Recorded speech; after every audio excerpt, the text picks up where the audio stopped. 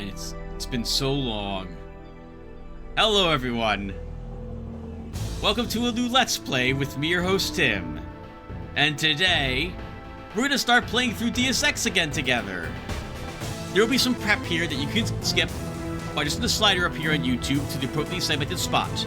We are going to talk a little bit about the mod that we are running today as we begin to play this game. And we're going to talk a little bit about how I intend to play this game with you guys, including all the classic tisms that I'll do as we play, which is to say things that I do that other people probably don't, that you will find really annoying, but I'm going to do anyway, so you might as well be aware of them. Let's go and get started with that, shall we? But we'll do it inside the training room. We're not going to do training, but training is a little less loud music-wise, so let's get in there and do it. All right. Let's talk about what's going on. We are playing a modded version of Deus Ex today, called the GMDX mod. There will be a link to acquire it from ModDB down in the video's description, in case you want to grab it as well after seeing us play it here.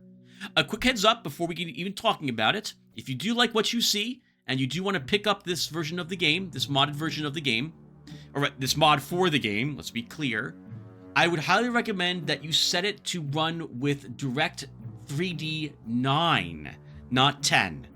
I had crashes, audio issues, visual tearing, all sorts of stuttering, all sorts of horrific issues until I put it on a lower or earlier Direct 3D version. So, although the mod maker recommends you put it on Direct 3D 10, I could not get this game to run in any stable fashion doing so. It's actually one of the reasons why this has been a little delayed, since I was trying all sorts of other things to make it work and could not. Now, with that said, GMDX changes a bit of the game. The AI, or quite a bit of the game, I suppose I should say. It changes up how some of the skills work. It adds new types of ammo for almost all the weapons that we can get in the game, or for all of them, for all I know. It changes how augmentations work. It adds new areas to explore in the map. It changes how skills work. It changes some of the requirements for various things, changing numbers for pick locks or your multi-tools. It changes how hacking works and adds new hacking software you can use. It changes a vast amount of the game, and I like what it changes in every instance so far that I have seen. So much that I want to play it. The GMDX mod also included the higher graphic fidelity that we see here, a higher resolution supported, and better textures, which we're going to see as we play. So, I liked it so far. On that note, I have... Oh, well, I was just testing my ability to record, so thus you see that. I did play the game a little bit off-screen in order to refresh my memory of the game and make sure it was working. I made it to Battery Park the second time and stopped at that point. So if you're familiar with how the game beats, you know how far I got before I stopped. Not terribly far. I don't think I made it 1/4 through the game at the moment, or I'm just about to make it to 1/4 through the game. Maybe. It's been a long time since we played this game together, viewer. The last time we played together was back in 2017, and we used the Shifter mod at that point, which also had a bit of rebalancing in it. This game, I think, took some inspiration from that. We will cover the game mechanics in-game as we're walking around and playing, rather than doing it here beforehand. So I think that about covers most of the differences that I can think of for the GMDX mod, and why we're playing this game. Tisms. You guys should know by now that I walk everywhere. Everywhere. I like it. I like soaking the atmosphere, looking around, taking my time. This game is one where you can play, running through the entire game, slashing, hacking, and shooting everything, and we will be doing quite a bit of that, but I still like walking where it makes sense to walk. I don't run or jog everywhere, and since we can walk in this one, that's what you should expect. This game features weapons that have to be reloaded, and you guys know by now that if a weapon doesn't feature an animation that's different for reloading a magazine versus not, that I will tend to not reload weapons until I'm out of bullets in the current magazine. It's not a rule I'm going to punish myself if I don't keep, but it is a rule I will try to follow. The only weapon that I think in this game has an animation that doesn't require us swapping magazines is the shotgun. So that one I can reload whenever I want, willy-nilly. But the others, I'm going to try my best to wait until I am out of ammo. I like reading everything, viewer. I read everything, from descriptions of items to the goals we're supposed to accomplish to newspapers, entries on data terminals, everything. So you should expect that. We will read the things as we encounter them, but I will wait to read item descriptions until we are done with a level. When I say, okay, we're done with this episode, I will try at that point to read about any of the things we have in our inventory. You should expect that we haven't read about before. You should expect probably the first 2 of these to take like 20 minutes or so, depending. So we'll do it once again at the end of the episode, so you don't feel compelled or are forced to watch me read about soda cans or about soy food. Hopefully you won't find it too annoying about the other reading I do. Next, we're gonna do this time. I might get in a bit of trouble for this, but I will give my opinion on things as we encounter it, if we have time to talk about these things afterwards. You're going to get my opinion on a few things in this game, and as they relate to politics or real-world stuff that could be happening in our world today. As such, we might disagree, viewer, but hopefully we can come away at least understanding each other and why we think the way we think. If you disagree, please tell me.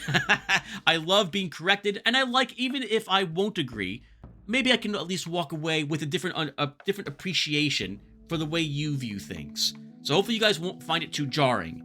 I spend a lot of my time when I record my games trying my best to never talk about politics, because I don't feel that's beneficial to it doesn't really help anybody. But this time, this game especially, which touches a lot of these subjects and topics, I think it's appropriate here to do so. So expect that. I'm sorry. I'm sorry. All right. With all that said, I am praying my voice is coming out okay. I'm going to put a cut here, though.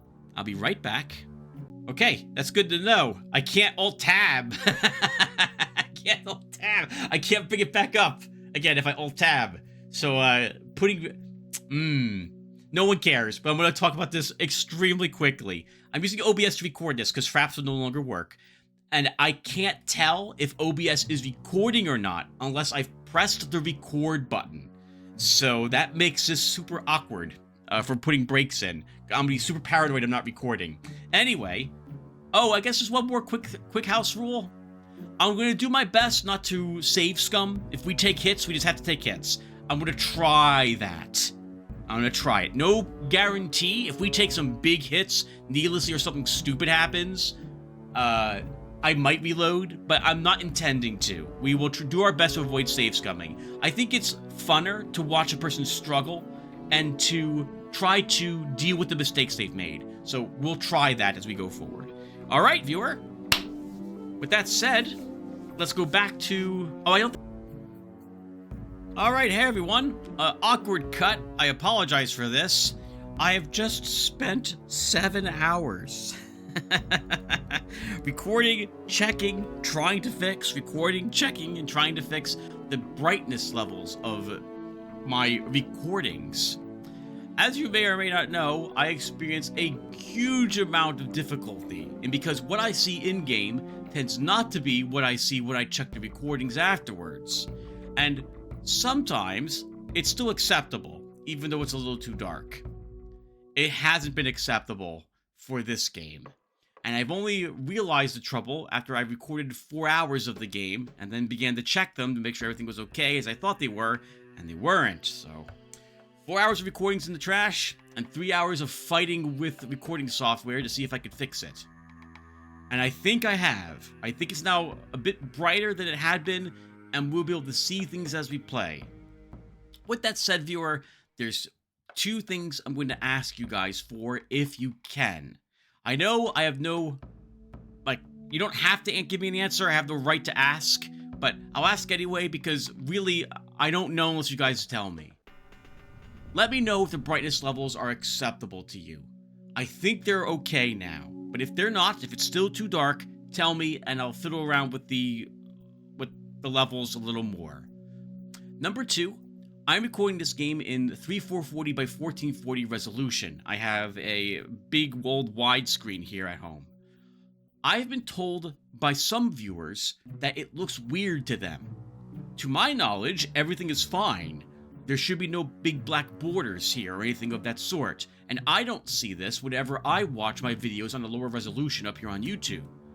Let me know how it comes out for you guys, because you're honestly the only way I know. So if you don't want to tell me, that's fine. You don't have to as well, and I know I've got more lurkers and commenters, and that's perfectly fine. I'm a lurker myself. But if you don't tell me, I don't know anything's wrong. And I do check, and I don't see anything wrong. So, with resolution at least. I have plenty of other problems with the videos I record up here on YouTube. Alright, with all that finally said, let's go ahead and start making a new character and finally start playing Deus Ex together. Oh, and we're going to do it from the training here, rather than from the main menu, only because as awesome as the music is and the twirling background of Deus Ex, the intro logo, the music's a little too loud for me. So here we go. Let's do it. So first off, we get a warning about the difficulty. Difficulty levels primarily influence stealth, combat, and exploration. Cannot change the difficulty in-game, so choose wisely. Medium is recommended for a first-time playthrough of GMDX.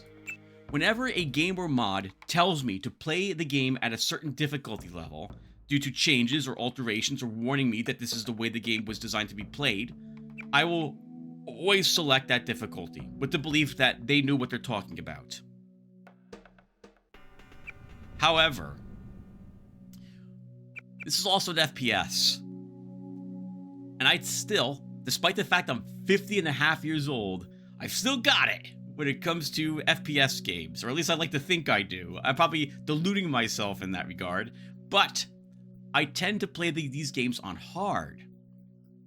I still got the twitch reflexes. I can still tell where my target reticule is on the screen. My eyesight has yet to degrade significantly. I also don't really trust the developers. I think it's probably a little too easy on medium. Now that said, I haven't gotten too far in the game. I made it only up to the return to Battery Park. So it might get much harder as we play the game. But I'm still going to select hard difficulty. Let's do it. Alright, now time to make our character. I think Lotaeri is a fine name for our JC Denton, so then we're going to do that. And I always select this appearance for him. I like the dusty hair here. With the blue eyes, he reminds me of Ken from Street Fighter. So we're going with this. Normally, when I play a character in Deus Ex, I always play the same character. In fact, I'd say 99% of the time, like maybe one time I tried something different, but most of the time, I play a character who is spec'd heavily or masters low tech, with pistols as backup for weapons. And I run around with the dragon-toothed sword, slaughtering everything. I charge the bots and slice them to smithereens. All the cameras are destroyed. All the alarm levels are sliced off the walls. And I try to do it somewhat stealthily. And my augmentations are based around closing with the enemy as fast as possible and killing them. And it's glorious. And then I usually have advanced or master lockpicking and electronics to go along with it.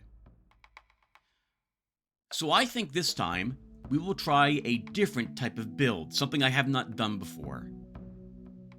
Now, there's a bunch of differences between all of these skills, and I think I would waste your time by reading all of them. So I'm only going to read what we gain for picking the skills that I'm going to take for this character.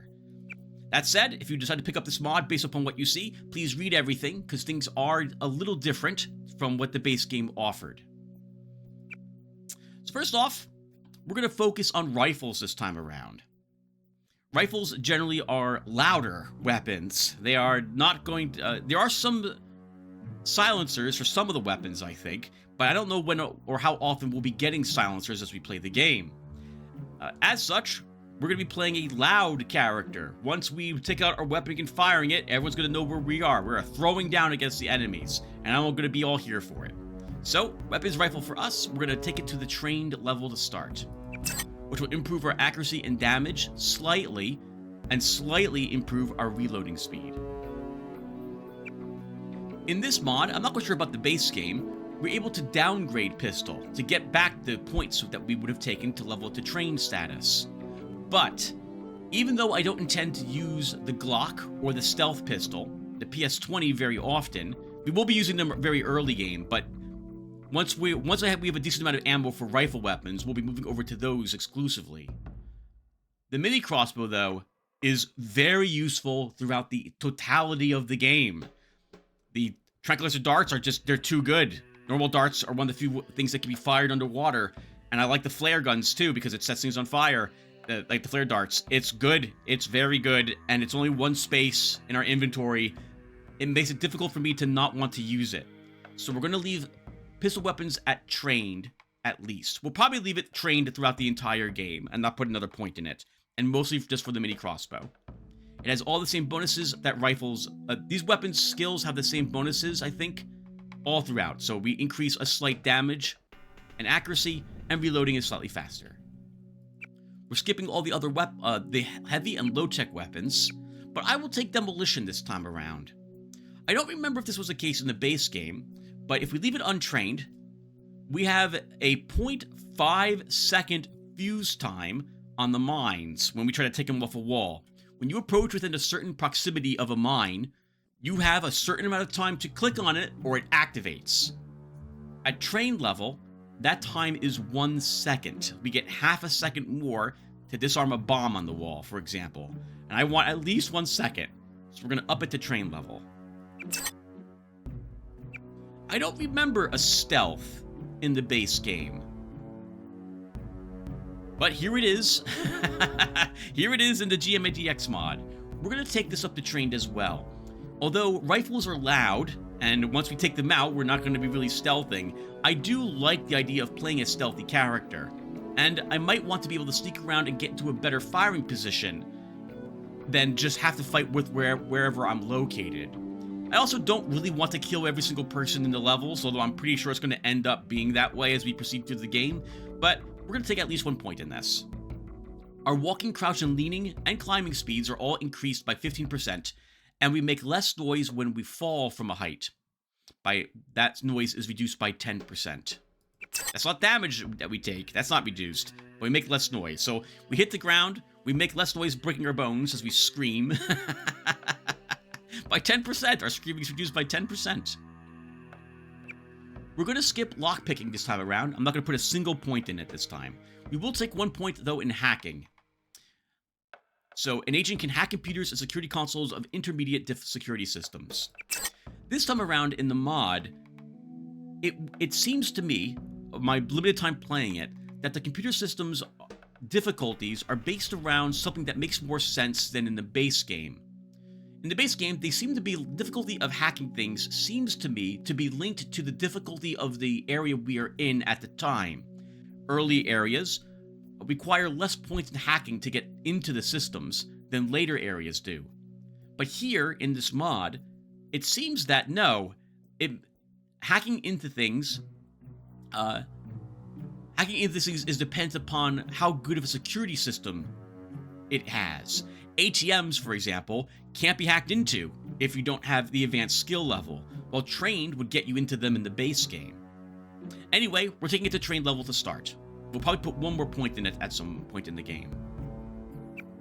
Finally, we are going to level electronics, and I think I will try to take this to master at some point. Normally, when we use multi-tools, we will reduce the security or the hit points of the thing by 10% for its security defense. Taking it to trained will give us a 15 total percent, so we gain 5% more effectiveness with our multi-tools. That's not very much, but it might matter. That leaves us with 525 skill points left, and that's not enough to take anything over here, so we're going to hold on to it. There will be something I need to talk to you guys about once we get into the game, because it relates to spending experience points on these skills, and that's perks. So once we get into the game proper, we can do things. I want to go right to that, and then we'll start playing the game. And speaking of playing the game, viewer, let's get started. Your appointment to FEMA should be finalized within the week. I've already discussed the matter with the Senator. I take it he was agreeable? He didn't really have a choice. Has he been infected? Oh yes, most certainly. When I mentioned that we could put him on the priority list for the ambrosia vaccine, he was so willing it was almost pathetic. This plague, the rioting is intensifying to the point where we may not be able to contain it. Why contain it? Let it spill over into the schools and churches. Let the bodies pile up in the streets. In the end, they'll beg us to save them. I've received reports of armed attacks on shipments. There's not enough vaccine to go around, and the underclasses are starting to get desperate. Of course they're desperate. They can smell their death, and the sound they'll make rattling their cage will serve as a warning to the rest. I hope you're not underestimating the problem. The others may not go as quietly as you think. Intelligence indicates they're behind the problems in Paris. A bunch of pretentious old men playing at running the world. But the world left them behind long ago. We are the future. We have other problems. UNATCO?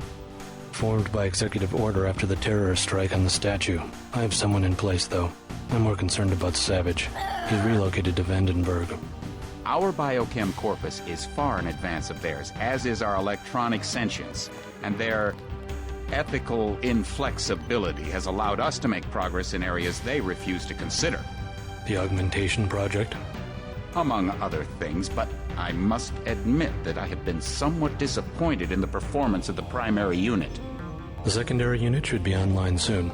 It's currently undergoing preparation and will be operational within 6 months. My people will continue to report on its progress. If necessary, the primary will be terminated.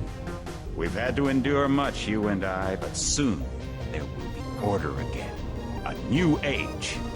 Aquinas spoke of the mythical city on the hill. Soon that city will be a reality, and we will be crowned its kings.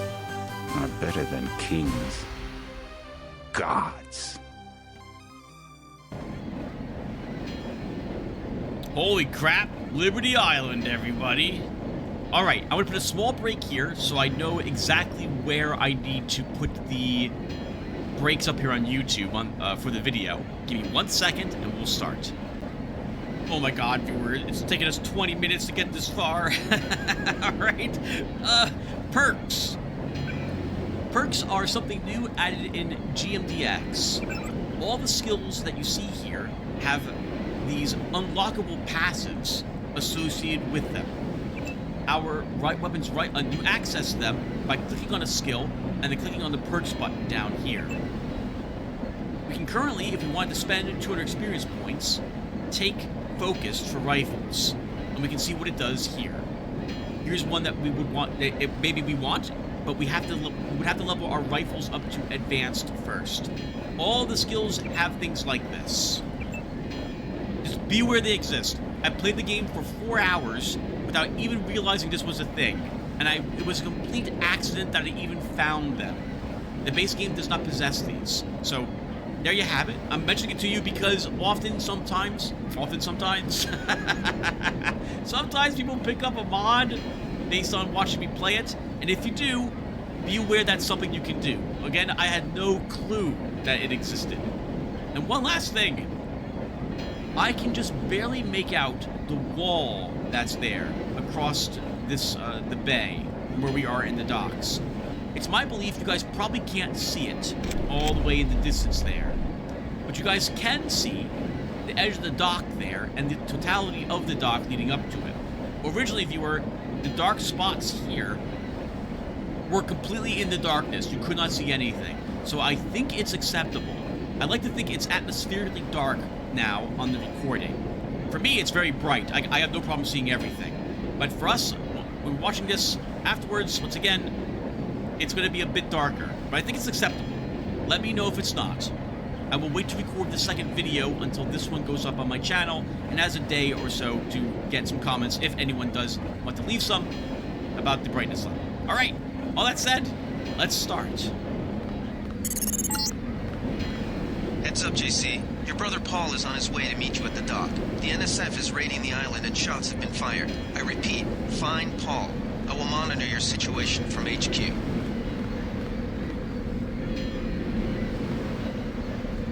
The crowbars are free out of the docks, apparently. As are the flares. Oh! There's someone running toward us. Paul, I thought you were in Hong Kong. Welcome to the Coalition, JC. I might as well start using your code name. Think I'd miss my brother's first day? Didn't think you'd have a choice. What's going on? The NSF. They hit one of our shipments. A few of them got away, but we trapped the rest in the statue. What are we waiting for? Looks like a textbook assault. The NSF took one of our agents hostage. The bots are holding the perimeter, but my orders are to hold back and send you in alone. I think someone high up wants to see how you handle the situation. All I've got with me is a pistol and an electric prod. I don't mind a test, but UNATCO better issue some hardware. Remember that we're police. Stick with the prod. It'll stun your opponents or knock them unconscious. A non-lethal takedown is always the most silent way to eliminate resistance. Just in case, though, Manderley wants you to pick an additional weapon. A sniper rifle, a GEP gun, or a mini crossbow. Well, viewer, normally I would take the crossbow. The GEP gun's useful if you want something that fires rockets. But we are selecting rifles this time around. So, we'll go ahead and select option 1. I like to pick them off from a distance. I'll take the rifle. This isn't a training exercise, JC. Your targets will be human beings. Keep that in mind. I get the idea. What's the first move? I'm going to give you a map of the island. If you can get to the North Dock, a UNATCO informant will give you a key to the statue doors. He responds to the code phrase, iron and copper. You could avoid a lot of fighting, though, if you found a back way to the statue. I'll see how it looks on shore. Your primary objective is the makeshift command center the terrorists have installed at the top of the statue. But don't forget about Agent Herman. We think he's being held on the ground floor. What are my orders when I reach the command center? Interrogate the leader. We don't yet know why the terrorists would risk an open assault. Alright. Let's double check our goals and notes and make sure we are aware of what we're supposed to be doing at the moment. The NSF seem to be directing the attack from the statue. Get inside and locate the threat. Meet UNATCO informant Harley Philbin at the North Docks. He has a key to the statue doors. One of UNATCO's top agents is being held inside the statue. Bring him out, and he'll back you up against the NSF. Alright. Alright, viewer. Let's talk about some of the stuff here. As you've seen already, we have an inventory that we have to manage, and things down here on our hotbar are easily accessible. You don't even explain what a hotbar is. Upper left-hand corner, the blue bar is our bioelectrical energy. That allows us to use our augmentations, and it wasn't required such to be utilized. In the middle is our health meter. As we take damage to certain parts of our body, the health in those parts falls. We don't necessarily die by losing, for example, all the hit points in our legs, but we'll be crippled if we do so. If our torso or head is used to 0 hit points, we are killed. You will see this diagram up here will turn yellow and red as different body parts of us take damage. This is both our oxygen and our stamina meter in this game. Below that we have a compass. Upper right-hand corner is a list of all our current augmentations. We have only one, well, we have 3 at the moment, but only one we can activate, and that is our flashlight. Or rather, we send this light out from our eyes. Yes, and enemies will notice us if we're beaming light out of our eyes. By the way. Alright, and there's the hot bar down below. Perfect. Boxes. In this game, boxes, like this one, will have some stuff in it. It hints as to what's inside of it by what's inside, what's diagram is on the box, or image is pasted on it. This pistol and shotgun shells indicate that there's some ammo or weapons in this box. Armor-piercing rounds. Some for our pistol, I suppose, because it's only, well, one of the few 10mm weapons that we possess. And standard, I guess this is hollow point rounds for our Glock as well. Maybe this guy can give us some more information. What's your take on the situation, Corporal? The bots have them bottled up, sir. We'd go right in if it weren't for the whole back order. How'd they get one of our agents? Gunter went rogue on us. When the order came, he wouldn't pull back. Now you get to bail him out. Can't say I agree with Gunther. Although, well, or maybe I can. It's clear that, yeah, as our brother has stated, the higher-ups want to see how well we handle the situation. I suppose they've paid a lot of money so that they have another augmented agent working for UNATCO. They want to make sure they got their money's worth. And that means pulling back the troops that normally they would have handled the situation. to see how well we do. Binoculars. Oh, but we won't need binoculars, viewer, because we have a sniper rifle, which comes with a scope, which works the same way that binoculars work. So I guess we'll just leave this behind.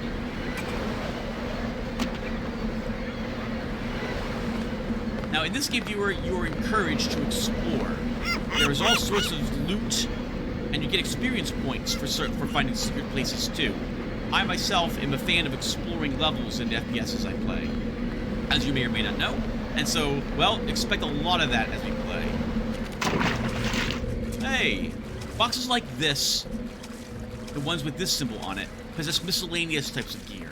We just saw some binoculars. They can also have things like flares, multi-tools, or lockpicks in them, amongst other things. Anything that isn't weaponry and isn't a heal item will be inside one of those boxes, or could be. It's got a lockpick. Now, viewer, I will also read about all the things we are picking up, because I like doing that sort of thing, but I will wait Welcome until aboard, Agent. the end of the episode to read the descriptions on all the things we are picking up. This way we don't break the flow of the game too much. An exception might be for weapon modifications, which we will almost never hold on to, but use them the moment we get them. Let's do a little more inventory stuff. I have certain places where I'm used to having my equipment, so always make sure my hotkeys are set correctly. More binoculars. Lots of binoculars on the dock. I guess that would make sense for people who want to stare out over the New York skyline. NSF everywhere, JC. Your orders are to shoot on sight. A UNATCO informant on the North Dock can get you inside the statue. Look for a bomb. Identify yourself with the phrase, iron and copper. Oh, how about it? We already had that note before Alex Jacobson even told us about it. You just gonna stay here? There's been some activity at sea. I'm going to watch the coast. Why'd they bring you back to New York? I don't know what they have planned. I messed up an assassination attempt on one of the Triad leaders in Hong Kong. UNATCO pulled you out. It's a long story. You better head to the statue. Which Triad was UNATCO targeting? We'll talk about that later. How was your graduation? I want to hear what happened. I wish I could have come. At the time, I could have cared less that Mom and Dad came to mine, but it was a good thing. The UN threw a dinner in honor of me, the first nano-augmented agent. I didn't know that. Guess I must be old news. Dad made a toast. I don't know if you remember his old brown suit. A toast? That doesn't sound like our father. It was hard for him in front of the diplomats, but he savored every moment. Strange how proud he could be when so much was due to our augmentations. Yes, he was proud. I believe that much. It was nice to have done something for him and Mom. I wish someone could have been there for you. I'm used to being on my own. One can be too self-sufficient, I'm coming to believe. As an introvert, I completely disagree with Paul there. Be completely self-sufficient and not need to see anyone for any reason. A few things. I like how the conversation here went in particular, because we ignored some of Paul's statement to push and ask him, tell him, hey, don't change the topic. I want to know what's happening. And Paul refused to give in and just ignored our request and continued to tell us whatever it is he wanted to tell us about the graduation ceremony instead.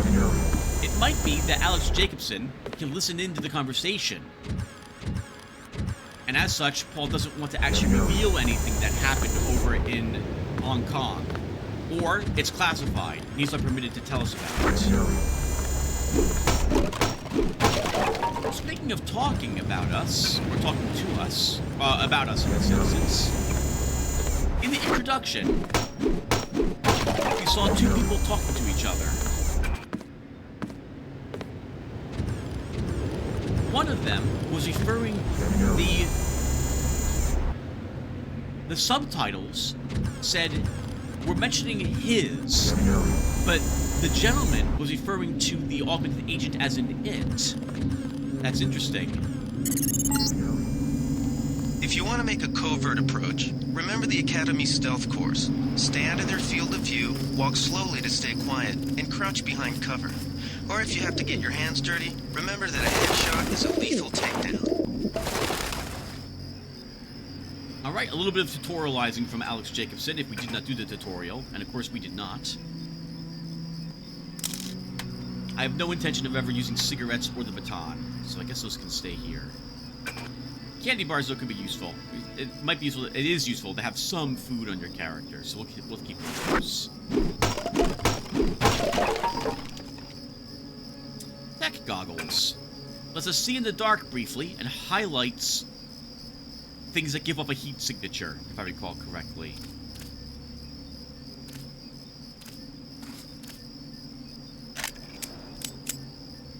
Now, Paul would prefer us to not kill anybody. And to be fair, we're a peacekeeper. I believe. We're not supposed to kill people. But UNATCO has already killed a few other... I think UNATCO. And the NSF has killed a few people. I think maybe a little revenge is in order.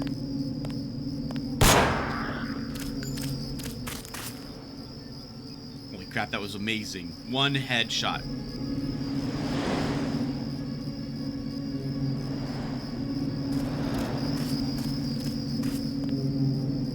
Enemies will react to corpses they see on the ground, though, so that's likely to get the attention of this gentleman at some point.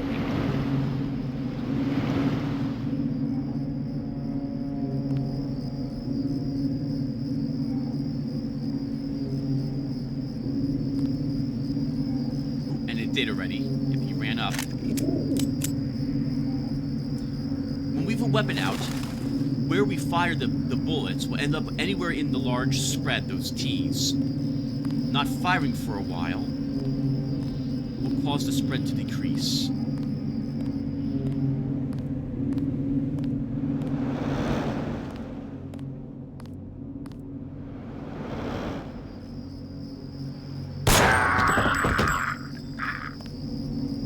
Sawed-off shotgun on that guy. Nice.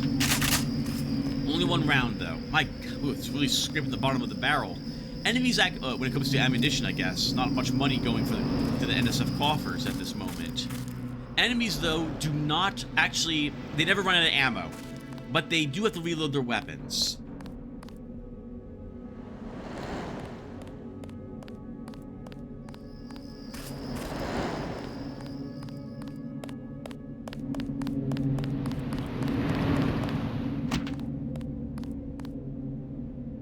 Pepper spray. I'm likely never ever going to use this, but we'll hold on to it at the moment. Very short range. Incapacitates targets briefly. But, I mean, we gotta be right up in their face to use it.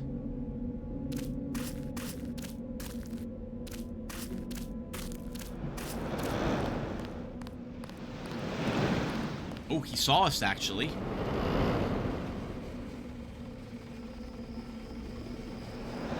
Oh, he ran forward. Here he is.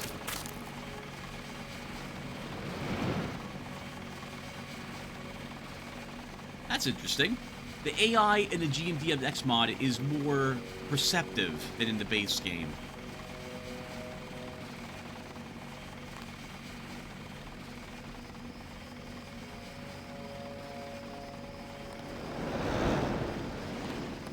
Looks like UNATCO slugged it out with the NSF. NSF probably tried to keep them pinned in here while they could do whatever raid they were doing out by the statue.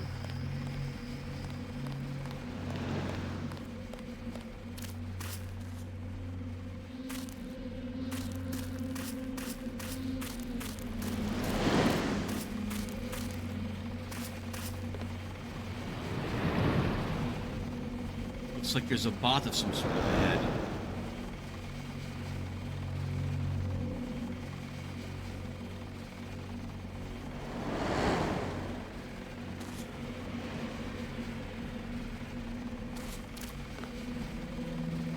There's a chest here. Looks like it's got some loot in it. Requires 2 picks, though, to get in. I've never seen this here before, by the way. I gotta up my exploration game. Holy crap. All right. Oh, uh-oh.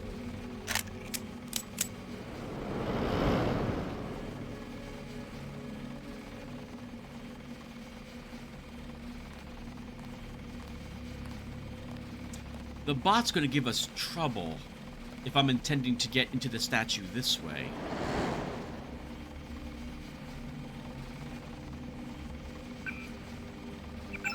We're located here currently. This is where Harley Philbin's located. And he'll have the keys to the statue's main doors, which will be here. But the main doors look like they're probably heavily guarded. They have a security camera out in front also. Yeah, that's going to be too risky. We look for an alternate entrance to get inside.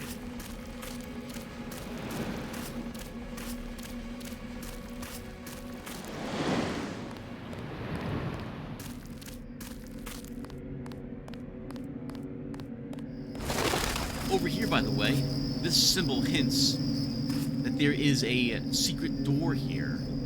We need a lockpick to get in, though, or some way to get past this door, the door's durability. We'll talk about this very briefly.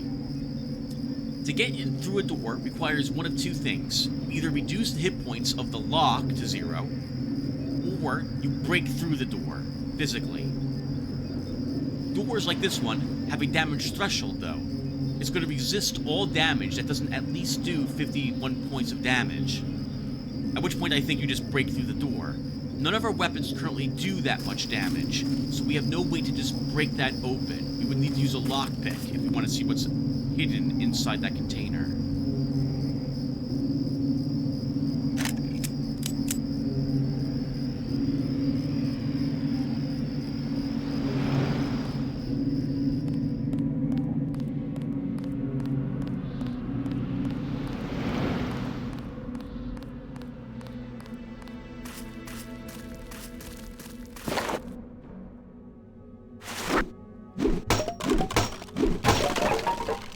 Throwing items and such does make noise. Be a little careful when we're around other people like this gentleman.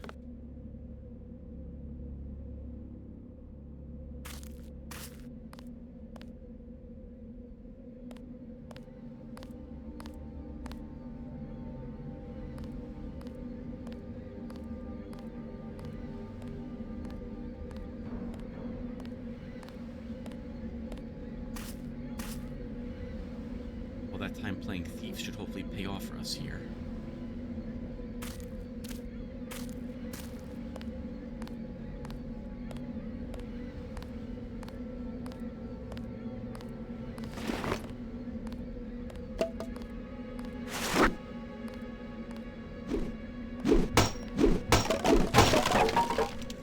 Multi-tool, nice. Could always use more of those.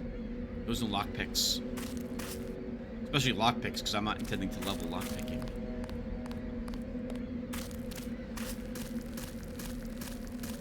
I've been to the Statue of Liberty once in my life. I was a youngin' at the time, though. I must have been in grammar school, I think. I think it was 6th or 7th grade. I didn't enjoy it much, because I had a migraine headache at the time, and no one knew in my family, or the camp counselors, I went over there with summer camp, understood what a migraine headache entailed. It was exceedingly painful.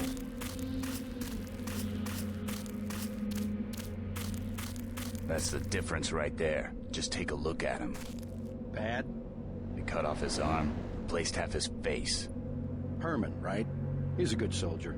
Killed 3 of our men. They'd have replaced his whole body if it would have improved performance. If that's how you judge a man, by performance, then eventually it's not about people, but upgrades, versions, functionality. All I know is we could use a few mechs for ops like this. Soon as we buy into the cult of the machine, we're just like them. Rhetoric. Always more rhetoric. Interesting. We're not going to be able to sneak past them so closely, but we might be able to sneak past them if we're on the edge of that wall. A gameplay thing, viewer, and then we'll talk a little bit about what they were talking about. Oh crap, I forgot what the gameplay thing was I wanted to talk about. It just left my head. Just like that. Okay, I remember now.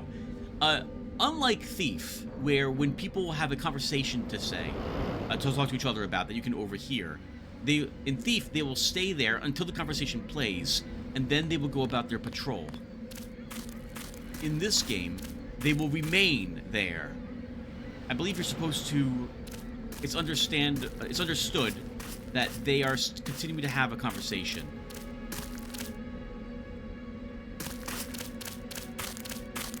Now, I think it's interesting that they're talking about efficiency and replacing people, or people are replacing body parts, or in this case for some of the mechanically augmented agents, with things that are better, more efficient for the tasks at hand. We will discover that Gunther, for example, has indeed replaced his arms with mechanical arms. And his vision has been also augmented.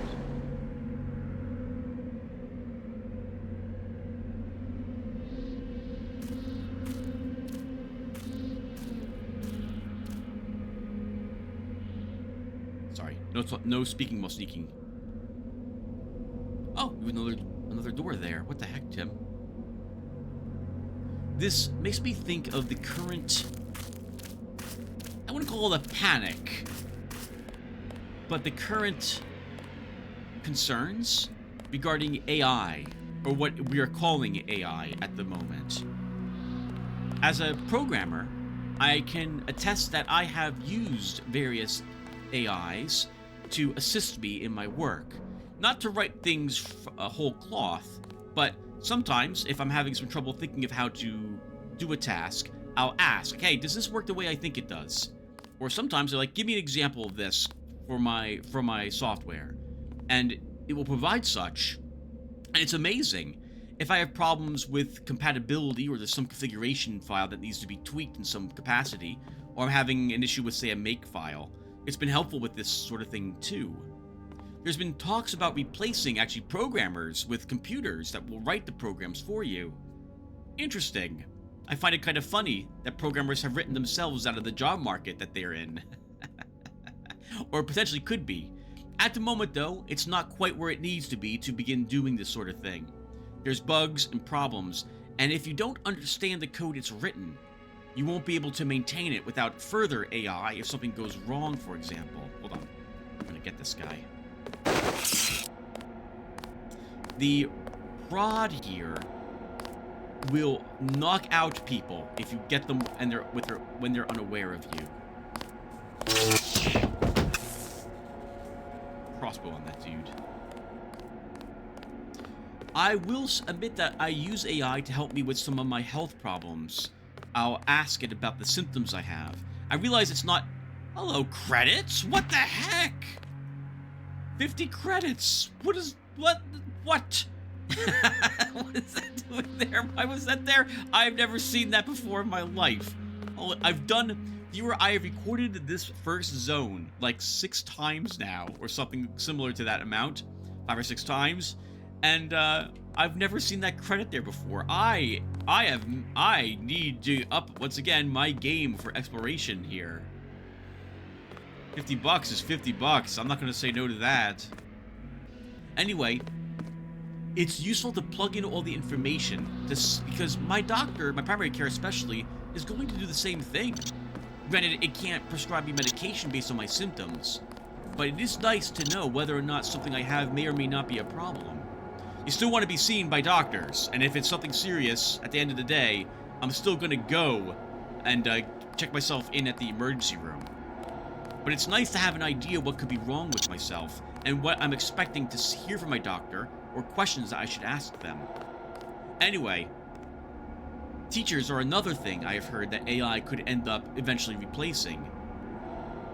And what's interesting about that is it would be a more targeted way to have a teacher help a child. Or anyone for that matter, not just children. Everyone goes back to school for things. So we're gonna get this guy. Actually, we're gonna kill this guy.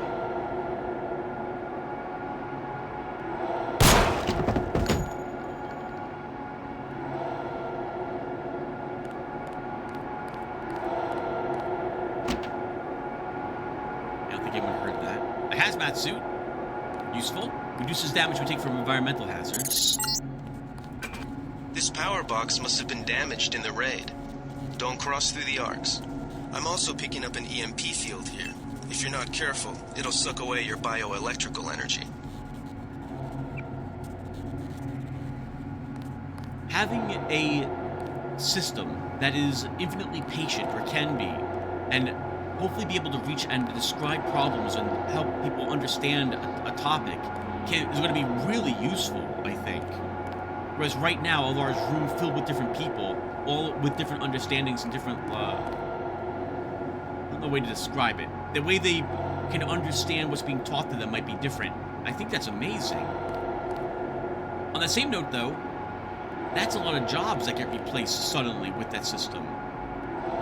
I don't know what we're going to do about that as a society. Hey, multi-tool. Nice. Alright, viewer, a few new gameplay things here. First off, our first data cube. Brother, I've set up the turrets and cameras in the statue ruins. A hasty defense, but since we won't be here long, it should work. The security computer login is NSF001. The password is Smash the State. Any data cubes that you interact with, the information will be placed in your goals and notes, no matter what was in it. If it's a story stuff, it still goes here. You can copy, like literally highlight and hit Control-C to copy passwords or login information, and then paste it in other places.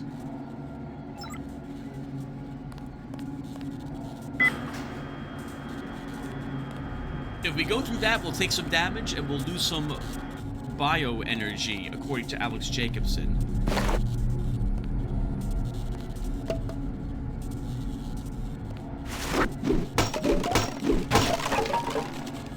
Flare. But there's a new mechanic here, viewer, which will help us avoid doing that. First off, you could always use a multi-tool and turn off this here at the electrical panel. But this mod has added mantling to the game. It's not in the original Deus Ex. Works just as you would expect from Thief. As long as you are a certain distance from the lip of the thing you are trying to mantle, you will be able to climb up it. And it would seem as if I made the right choice in killing that NSF guy, because I'm pretty sure he killed this poor worker, this technician. What is that? Is that like a heart monitor or something he's got in them? It reminds me of the heart plugs from the original Dune series. I doubt that's the case. This must be some sort of thing that... must be some sort of gas mask thing or something that he's able to attach to a mask he wouldn't be wearing.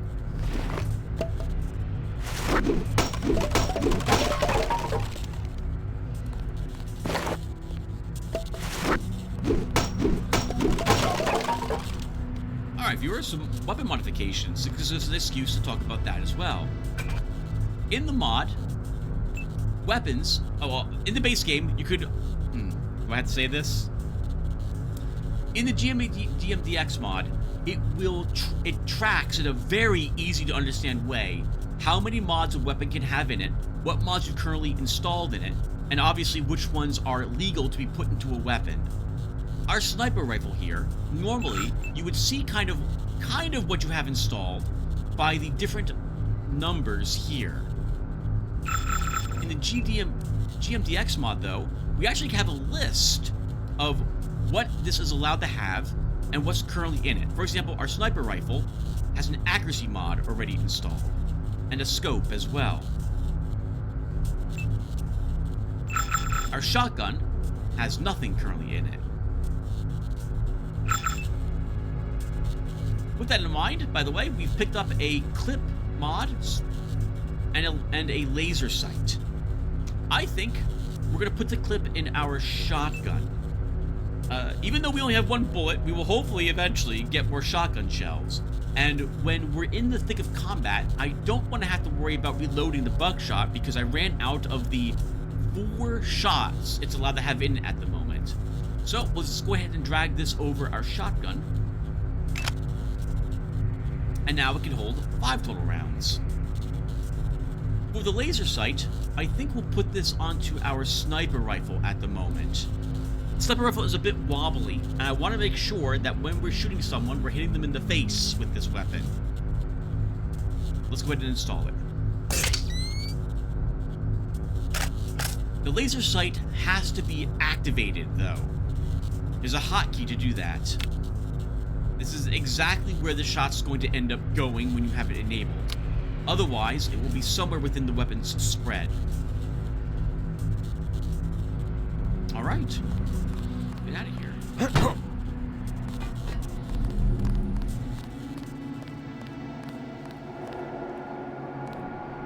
I am not strong enough, by the way, viewer, to lift that cardboard box.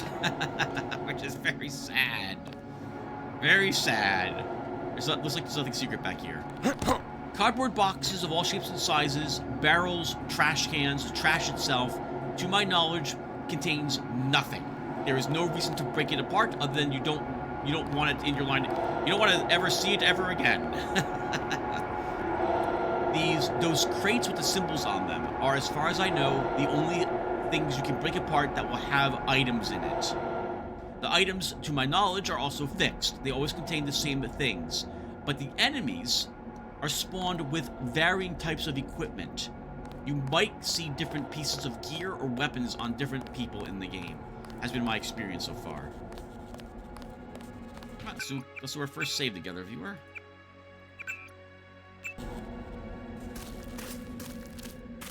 Well, so far so good. I don't think we've been spotted yet. Eliminated a few people. Make your way towards the docks. A friendly sentry bot. Oh, right. So it's patrolling out here in particular because it's been told, or I guess ordered, or programmed, or it's being monitored and being controlled to stand off from its current location. This is probably enough, just a single bot. It could probably wipe out most of the NSF troops that are out here. Probably if it handled all of them at once, it might be destroyed, but it would still take down quite a few of them. There's another one of these bots at the dock. That UNATCO guy. When you pick up a weapon that you already possess in this game, you do not gain that weapon again, but you will automatically drain it of all ammo that it possessed, I think. Or it just gives you a random amount of ammo for the weapon.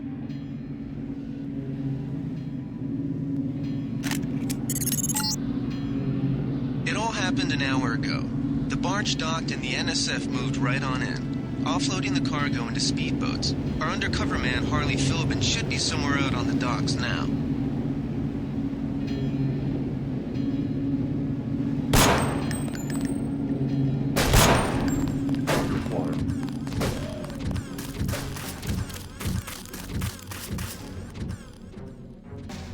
Fight smarter, not harder. Yeah. Now, viewer, we have to kill those two. They have to be eliminated in some capacity because they will see me talking with Harvey Philbin, and then I will just be killed. Oh, nice. One guy had some buckshot.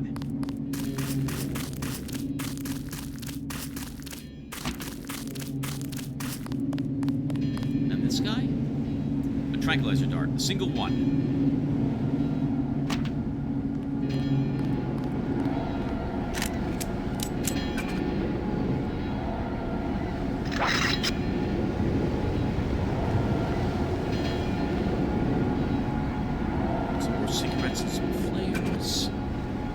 We'll never use cigarettes. To my knowledge, they cause you to lose a hit point. That's the only thing they do.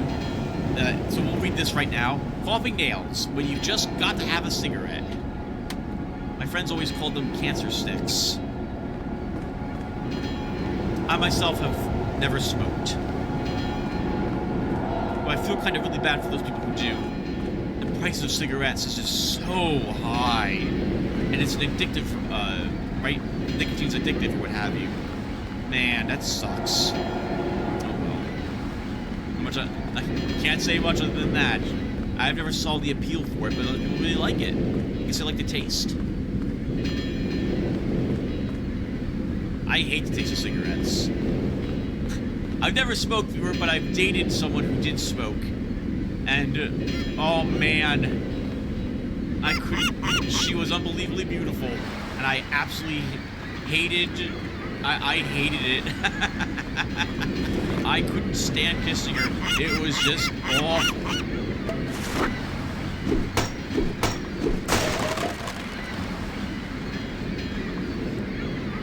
The vehicles in this game have amazing flying dynamics. Look at that, a 180 turn. That's incredible. Almost as if they're not real birds.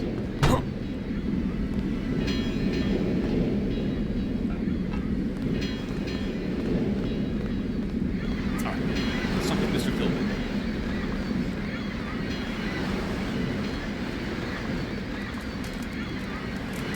About time you showed up.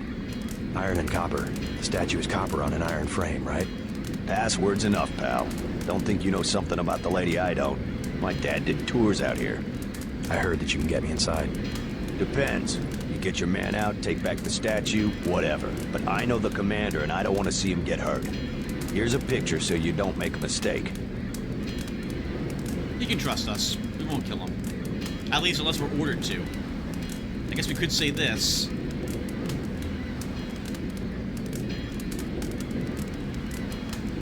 It's probably best to capture the leader, though, and have him interrogated, if it's something we can do. You can trust me. I'll take your word. Here's the key to the front entrance.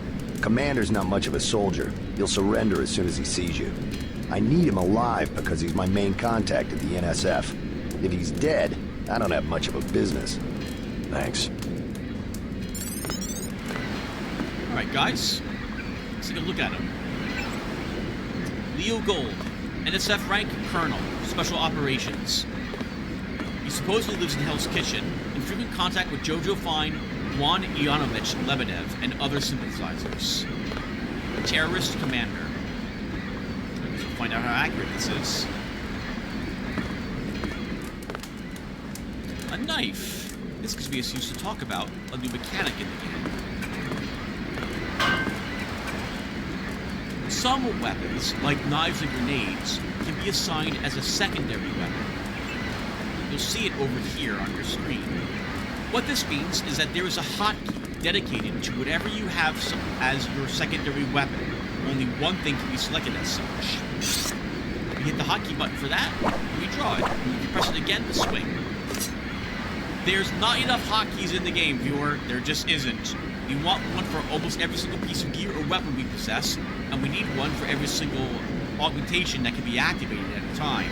So having access to another hotkey, or a hot slot I can immediately click on is very useful. So, we'll take advantage of that. And we'll take advantage of the fact there's flares on the ground. Grab a few of those. You with Philbin? I get a cut for bringing him over. Tell me what you know about the NSF operation. I'm not that high level. The more elite troops, they're the ones that took over the ship and unloaded it into speedboats. I think we're supposed to be a diversion. A ship? That's all I know. The commander gave me a 10mm clip, a box of 30-06 ammo, and some crossbow darts and said, keep your head down. Like I'm gonna take on UNATCO troops. Want them? You can have the clip for 175, the 30-06 for 300, and the darts for 50. But if I was you, I'd avoid a head-on attack altogether and not even use the key Philbin got. I'd go in the statue from the back. Less security that way. Sounds like a good plan. Something I would like to do. I really wouldn't mind having the darts and the 30-06 ammo, but I don't know if we have the money for the ammo quite yet. The sniper rifle is also extremely loud. And when we're inside the statue, we're something to call all the enemies to our current location if we're firing. Let's take the darts to start. I'll give you 50 for the darts. The commander's the whole reason my neighborhood turned into a war zone. Somebody should stick him full of these things like a roasted pig. Wow. She's a member of the NSF, but really is upset that her whole life has been thrown into disarray, I suppose. At what the commander has done. No one minds, from what I can tell, that you take things in front of them. You can loot someone's house in its totality, and no one, I think, will tend to mind in this game. So, there's a bunch of flares there, no one cares if we take them. How do you know so much about the commander? He's my main contact in the NSF. I need him alive and out on bail. UNATCO will probably keep him in custody. At least he has a chance if he's alive. I warned him, you know. I said right to his face, don't take weapons into the lady. That makes you as bad as UNATCO. Don't forget, it was the NSF that C4'd the statue in the first place. UNATCO's here to put the pieces back together. Ask me, I think the government did it. They want people to think the NSF are terrorists. That'd be interesting. Normally, terrorists take credit for the acts that they perform, right? I wonder if the NSF did declare that they did it. If the government just said they did, they might indeed have labeled the NSF as terrorists, and they're not. We don't really have enough information to go on at the moment to make up our own minds. Alright, viewer. There's a secret here. It's the hatch to this downed tanker here, submerged off the docks. Let's take a look at that hatch. Now, viewer, currently our athletics score is non-existent. We don't even have it at train. Note that we went down and took a look at the hatch. We saw it's locked. It can be destroyed, and we almost ran out of oxygen doing that. But we also earned 150 experience points for talking with Harvey Philbin. That gives us the excuse to go ahead and grab a point in athletics. Let's do it. So the swimming speed and lung capacity of an agent increases slightly, as does the stamina for other strenuous physical demanding activities. Alright. Now, we can spend lockpicks to open that door. It looks like it takes just one lockpick to give it an open. However, if we end up breaking contact with the door while lockpicking, which is easy to do when you're in water, we waste a lockpick, because the lockpick attempt stops and we'll need another one to continue. As such, we're going to use TNT to get through the door, and it just so happens there's a box of it right here. I was going to say the game, we'll see the game when we have the box closer.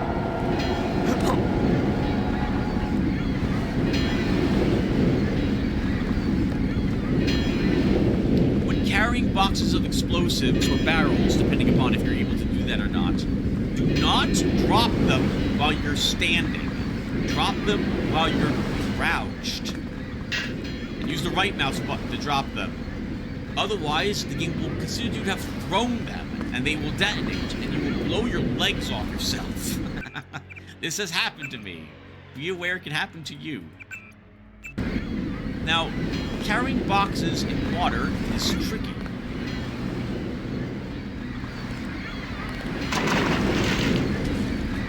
Because we cannot pick up and carry the box once it's inside water. It remains where it is. But we can push it if we move into it. But we have to get kind of lucky with this.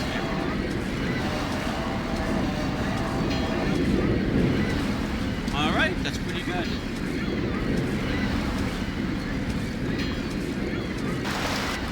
Only certain weapons work underwater as well. And only certain weapons, I think, well, actually, I think almost all, but I don't know for sure. I believe that the crossbow will work underwater, but we can fire a bullet at this from up here.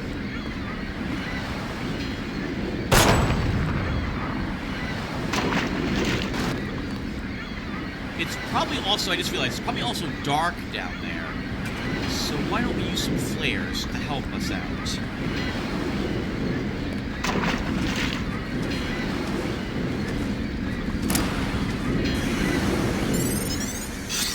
Hey, nice. We blew up one of the boxes with the explosive. Oh, we're gonna run out of oxygen on the way up. We're gonna take a little bit of drowning damage. Oh, come on, JC. JC? Okay, we died. We're gonna have to reload the game. JC's just not leaving. He just doesn't want to get up. All right, then we have to do this again. F you, game. We haven't covered dying or reloading in the game, viewer. We will cover it at a better point.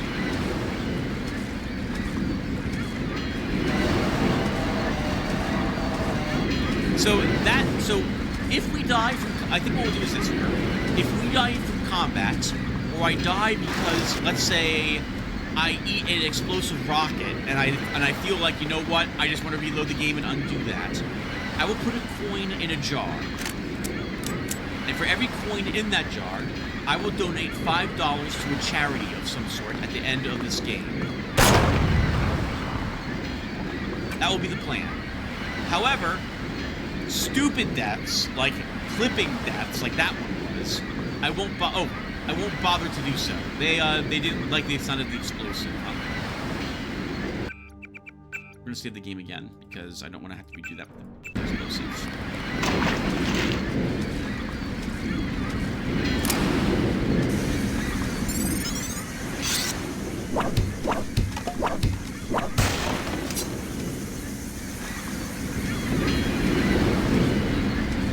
I have no clue what happened there, by the way. We should not have been prevented from climbing up out of the ship. Your oxygen level, to my knowledge, does not matter. And like many games, you take damage over time when you begin drowning. You don't instantly drown when you run out of oxygen, which I feel should actually happen, right? You should die. Your health level should plummet, and in a second or two, you're dead as your lungs fill with water, and that's it. That's the end of it. All right, what do we get? We got a accuracy mod. We gained a reload mod. So we put one accuracy in our crossbow. The sniper rifle came with an accuracy upgrade already as a part of it. I think we'll put this accuracy into, I think, the crossbow. And we'll put this reload into our shotgun.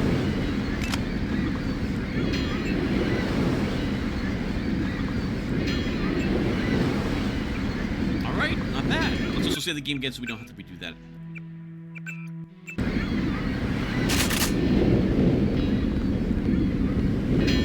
I think we're going to alternate accuracy mods between crossbow and sniper rifle going forward. So the next one's going to the sniper. My thoughts there are that when we have the sniper rifle equipped, I'm intending to be in a spot where we are completely safe, and we can take the time it will require to have the accuracy improved as we stand and wait for the, like, we line up our sights and what have you.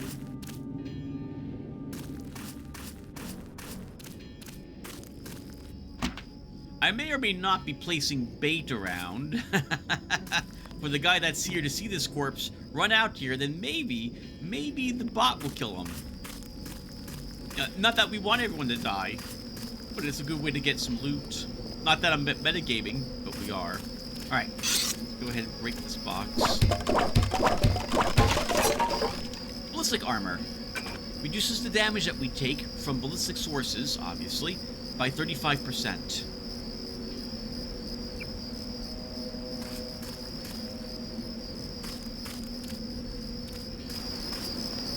Check if there's anything else around here.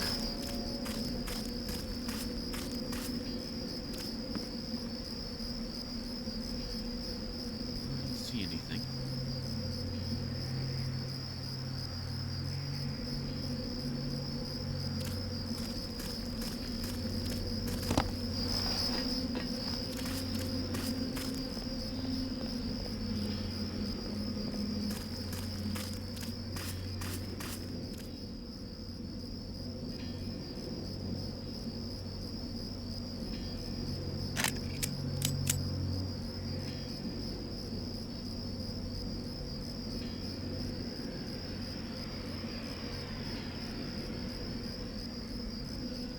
Guy's investigating the body at the moment. Oh, okay. That was it. Didn't particularly care.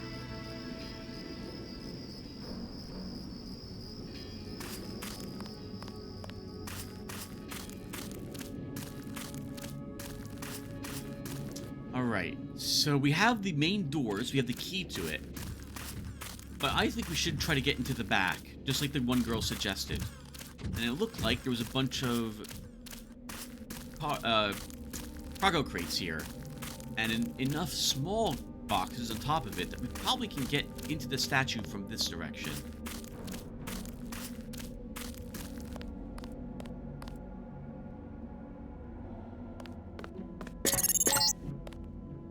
Good thinking.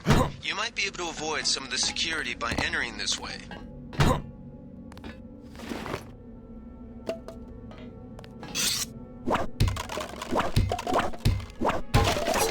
The crowbar, by the way, does more damage. It would take only 3 swings to destroy a box compared to the knife. but it also consumes an extra space in my inventory. And at the moment, I'm not sure what exactly we're keeping going forward. I'd rather have that inventory space. What's also interesting is that the NSF have a dog out here. That wasn't the case in the base game. They might have a conversation with each other, but I'm not willing to risk getting close enough to overhear it. It does look like there's a weapon crate over there, so we're going to want to explore that at some point.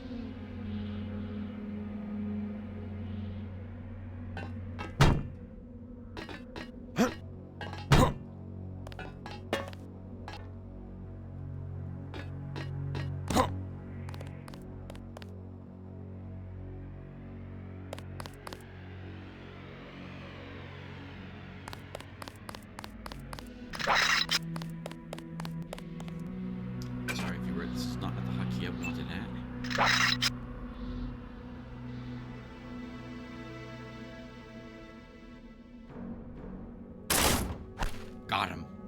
Tranquilizers take a tiny bit of time to work, maybe like about 8 seconds or so.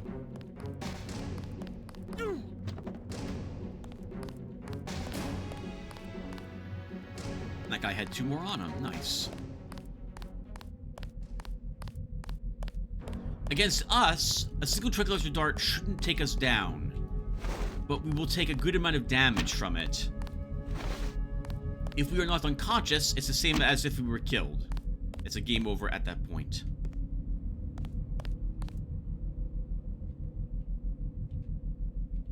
Not sure where this guy's walking. Good thing we didn't go. We are not strong enough, by the way, to lift metal crates at this point in the game.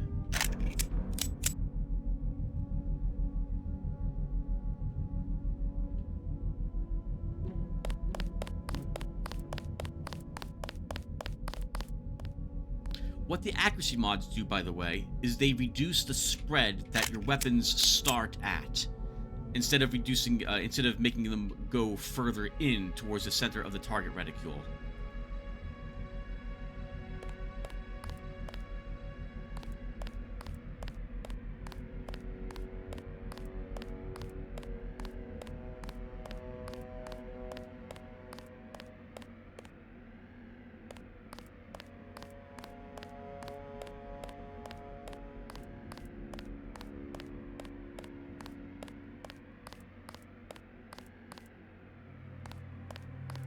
Sure is boring out here.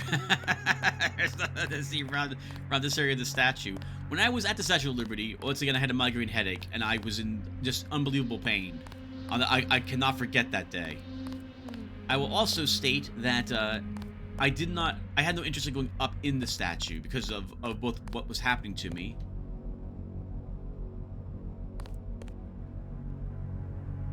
And there was a huge line of people, and I just wasn't interested in waiting in line for hours. Alright guys, it's our first lamb. We're totally saving the game at this point.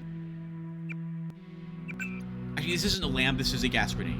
But it works the same way. We get within a certain proximity of this, it will start to beep. We have 1 second to click on that grenade in order to disarm it, or it will go off and we'll be caught in the blast of whatever it does. It's tricky because I can't just keep it selected. I have to walk up to it and hope that my target reticule will be over it when we're there. Here we go. Nope. Oh, thank God. Oh my goodness. Thank God we did it. Okay. We probably just barely did, but that gives us a free gas grenade.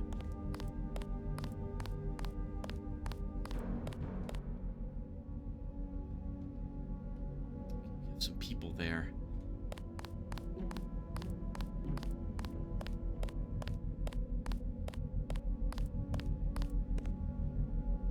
Did they find the shipment? Yeah, we got the whole supply. You can see the ship's lights crossing the bay. Guess y'all were right. So why are we pulling out? Mike's on the horn. Jojo wants a lead on the distribution network. Yeah, we don't have enough men to protect what we've got. That's what Jojo wants. I wonder, how does a guy with a tattooed forehead get to be an NSF colonel? Pardon me, but back in Alabama, we wouldn't let a man who wears earrings plan a military operation. Smart. I'd watch what I say about Jojo. He's got a temper. He's a punk and he's gonna get us all killed. The NSF is strong because it represents everyone's interests. Yeah. I don't know if that's a smart way to run the NSF. On one hand, I suppose that you do want everyone's opinions here and there, but if someone's decent at making, let's say, tactical decisions and strategizing where to put troops, let's say you actually have someone who used to be in the military, do you want someone who's not to voice their opinion on what to do? I guess it depends upon how good the person coming up with the plans is. Maybe Jojo's better than the guy that they would otherwise have. Ah. Unfortunately for these two, they are near an explosive barrel.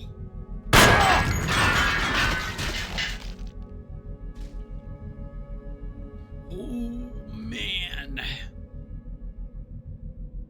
The GMDX mod, by the way, also has gore. These two didn't make it. Oh, we get to wallow in the guts too for a little bit. Wonderful. A mini crossbow. That'll give us some more tranquilizer darts. Looks like one of them had a crowbar. Looks like some of them had intestines, probably a few ribs. Uh-oh. And someone heard that, because I hear other footsteps. Now, we're high up in the statue. This is a little higher up, and we'll reach the command center. But Agent Herman is also downstairs. Let's see if we can go and rescue him.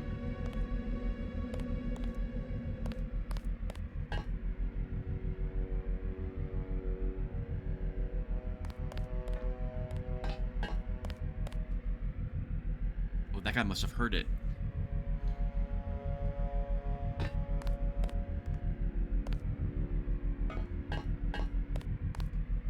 That is a security turret.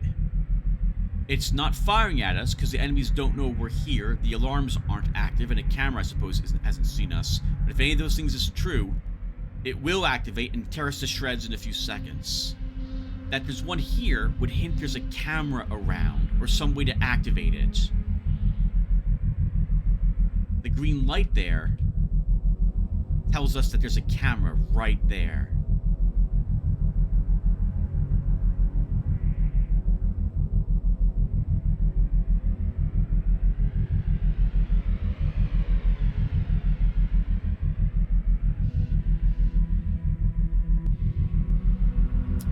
Bad too.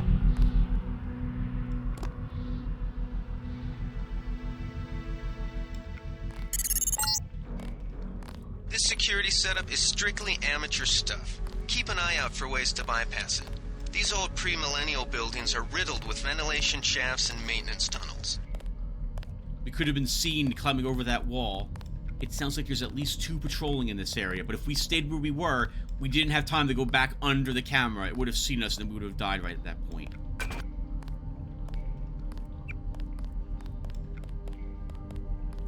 We have a vent here.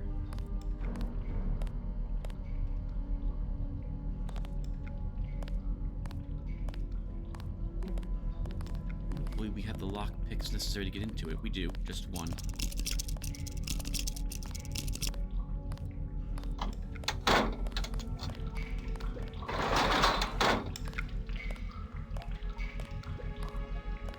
Now, viewer, here I can see the totality of the tunnel. I can see the end. I see it where it curves up ahead.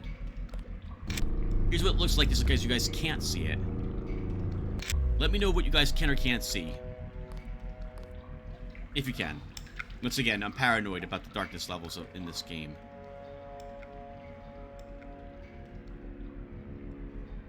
Some soy food. I'm hungry. Too early for dinner, though. Oh, there's a little bit of a glitch or something that happens here, by the way. When we walk, we crouch walk. I'm not sure why that's the case. It might be maybe because we're in darkness. A 40. Holding on to that.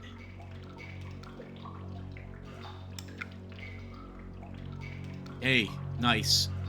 This office is blocked by crates, so it's safe for us to pop up here and give it a good explore without worrying about someone patrolling inside of it.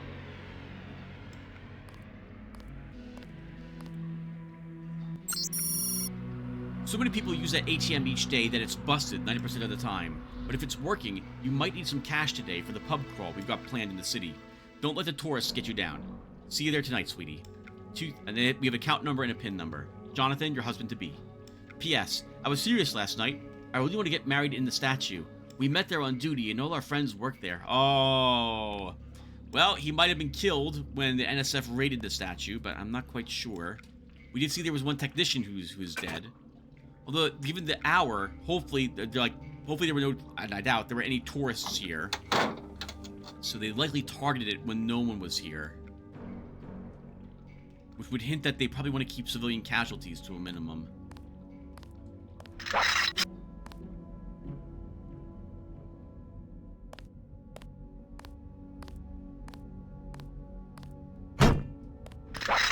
We do make noise when we climb.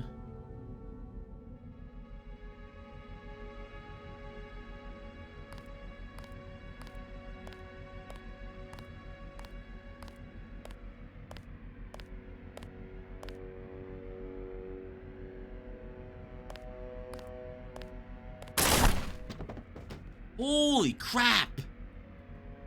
We instantly knocked that guy out. We heard multiple footsteps earlier, though. Let's wait here a tiny bit and see if anyone else comes to investigate. That gives me something to talk about this really quick. We cannot take this pair of tech goggles because we already possess a pair of tech goggles. When it comes to environmental items like that, from what I can tell, we need more points in environmental handling to hold more of the same item. This means that, for example, we can only have one ballistic armor on us at any one point. For mantling, if you're crouched and mantle, you will mantle on top of the thing in a crouched state.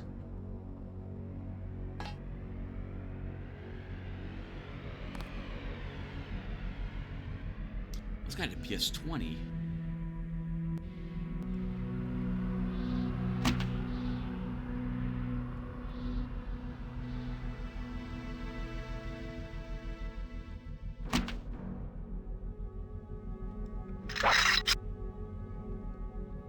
PS20 is a stealth plasma pistol. It fires only once, though. The bastards just killed him.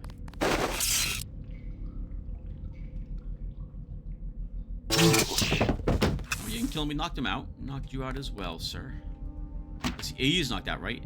Yeah, wow. So I guess if you're completely undetected, a tranquilizer dart will knock someone out. Interesting.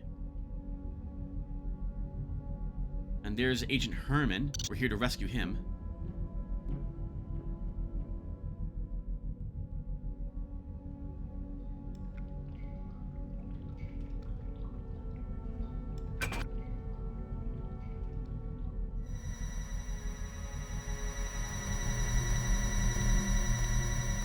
We're gonna wait for this guy to patrol past this opening before we make our move.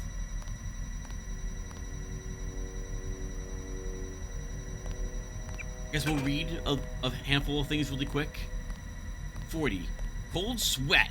40-ounce malt liquor. Never let them see you or cold sweat. Are we hurt at all? Slightly. We can drink one of these. You get drunk briefly, maybe for like 10 seconds, and then the effect fades.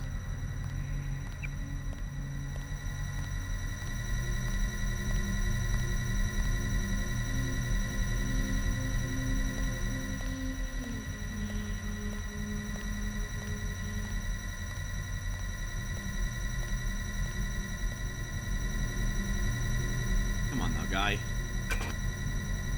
Need a patrolling thing.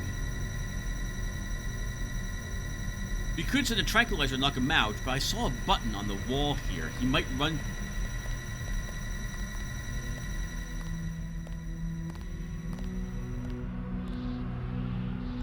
He might run to it and press it.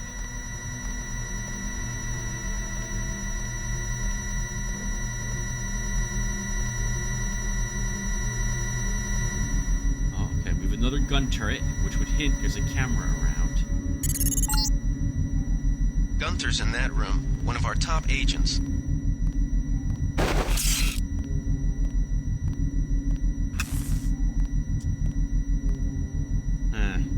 This camera's going to cause us all sorts of trouble, viewer. It's going to see us if we try to knock this guy out by walking up to him with the charger prod. This lets us talk about different types of ammunition for the weapons you possess. We have normal crossbow bolts, and I would like to imagine that a normal bolt sent into the back of the head of someone will instantly kill them. The camera might notice the corpse, though. I guess we should take care of the camera first, then.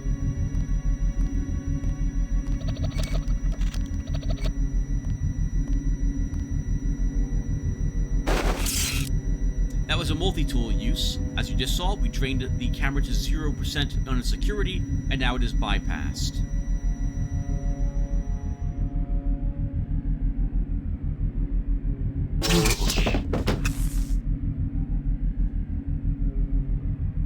Paul will be so proud. We're not killing anybody today. An accuracy mod. We said that that's what's going into our sniper rifle. Oh, and by the way, the shotgun cannot hold a single accuracy mod in it.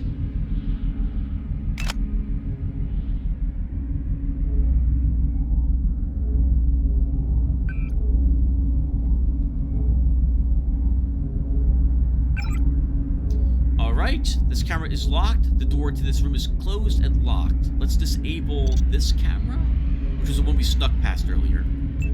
We can also disable the turret, so I'm going to do that, just to make sure that I don't ever have to worry about this being turned on if the alarm goes on, if the general alarm is sounded. Oh, although I do need to open that door. Oops, it would help if I entered the login correctly. It would help if I enter it correctly, Tim.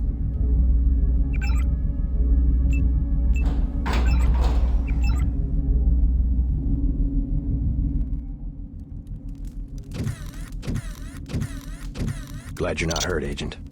Command should not have left us to be surrounded. Risk is part of the job. I think you lucked out this time. Agent Navarra and I were ready to go in, but for no reason they said pull back. I do not retreat. Please give me a weapon and move out of the way. Yeah, let's give her a pistol. As you wish. Take my pistol. That will be adequate. I will secure this level. You proceed up the stairs to the command center at the top. Good luck, Gunther. Don't shut the door on me, though, Gunther.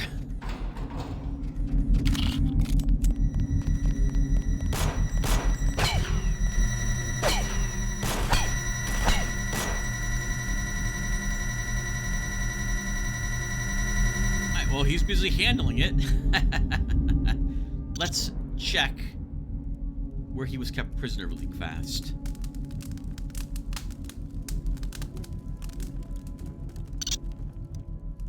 Playing a mod version of the game, viewer, there might be things hidden here, like this glass of wine. Probably not terribly useful, but we'll be happy to have something, I suppose. Anything in the box? Oh, money though. 31 bucks. Just left lying around. We'll put better use to that than the rats would. I'm certain of it. Now, viewer, I did mention we would read things, so we're going to go ahead and read this newspaper. The first readable thing, I think, for us, besides the data cubes. Oh, but look at this. Hold on. We can actually read the paper directly. We don't need to right-click and get the text. I can read it from here. A lesson for our president from the Family News Network. When the other kids on my block elected me king of the world, a political office open, thankfully, only to 8-year-olds, I moved quickly to consolidate my power. I declared that all subsequent elections were forbidden, that the office of king was reserved to me and my descendants for all eternity. I don't remember what morsels of political philosophy were hurled at me. That ain't fair, perhaps, or you can't do that. My rebuttal? Yes, I can. I'm king. All subsequent debate involved rocks. Even Gretchen, great-eyed lovely Gretchen, held me pinned to the ground as the others asserted their own right to the throne with whatever stones happened to be within easy reach. The 35% approval rating after the UN funding fiasco, President Meade to reflect that these children and millions of other free thinkers have reached voting age. Who wants to cast the first stone? Navy Worry editorial. Well, hail to the king. I got lots of problems potentially with this. So first off, it sounds as if... So first off, this is an editorial. This isn't like someone reporting facts in the news, right? So it's just someone's opinion on what someone else should do. But it certainly reads like an activist article. I am not a fan of activist news, viewer. The news should give us the facts. And that's it. I feel. Should we be neutral, unbiased? And we don't have that in America. We haven't had that for many decades now. This sounds like that there was some problem with President Meade funding or not funding something.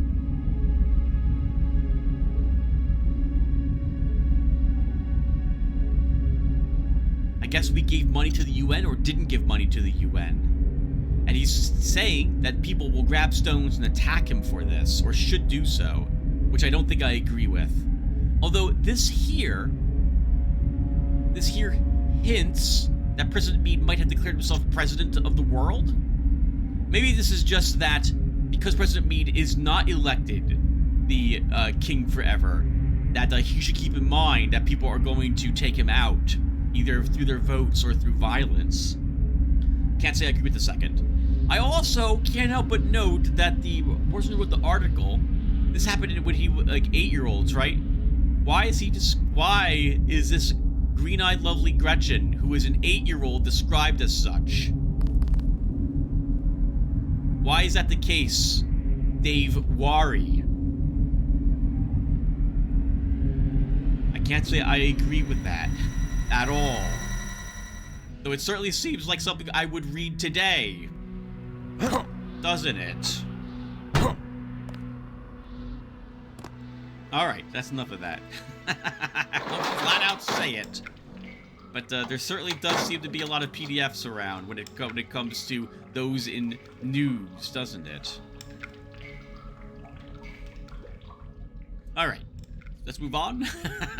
There's a small hint, viewer, of some of the stuff I'm going to be talking about and the opinions I have therein. Hopefully it's not too shocking. Well, Gunther certainly did a bit of cleanup here, didn't he? We have another Smash the State data cube, which reminds me that we no longer need it any longer. I'll be cleaning up all the notes that I don't find to be useful any longer as we play through the game. Otherwise, it becomes a real pain in the butt when I'm searching through it all, looking for things. We got an actual lamb. This is a grenade, effectively. In about 4 seconds, it will detonate after we throw it. We can also place it on a wall and have it activate when someone walks past it.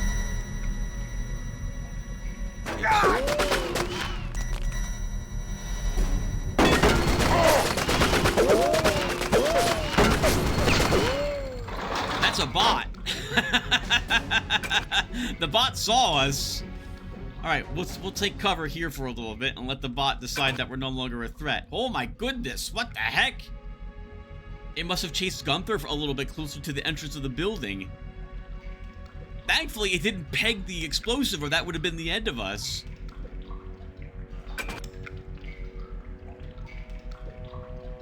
I'm kind of nervous, but it might go away. It might already be gone. No, it's still watching. Okay, it's gone now. Ah, that was awful.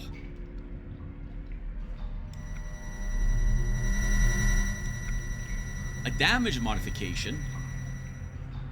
Some guy with 2 tranquilizer darts. And 3 buckshot on this one. The NSF put a commercial-grade security bot in this area. You can either avoid its patrol route or, if you're feeling lucky, try and take it out with the EMP grenades or explosives. I wouldn't recommend taking it on with small arms. No, yeah, we don't have the ability to actually destroy it whatsoever. Well, we do with this lamb, and the bot won't actually move out of the way. It'll just stay there and fire at us, similar to the security bots in Underrail. But that was nasty. We also picked up a damage mod. Cutting-edge combustion mechanisms and pressurized gas foams result in increased muzzle velocity and therefore potential lethality. So I've talked a few times, or mentioned at least in passing, about damage resistance and threshold on doors. This one is infinite, so we are unable to destroy these doors even with a rocket or grenade. They will be completely immune to all damage. However, that vent had a damage threshold of 40, for example. Our sniper rifle does 33 points of damage currently. With a little more effort, we might be able to use a sniper rifle to get through some doors. Let's go ahead and increase its damage with this. Up to 36. Most modifications that you find that go on weapons increase the statistic that they affect by 10%. Alright, we got plinked a bit. We were at a decent distance, so the bullets weren't so accuracy. We got grazed.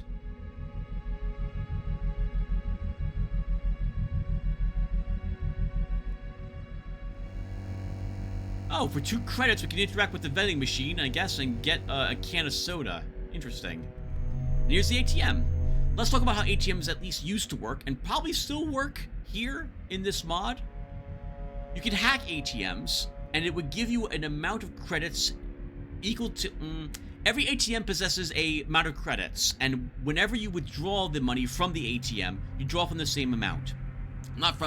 So this ATM... So there's a certain amount of cash in the ATM.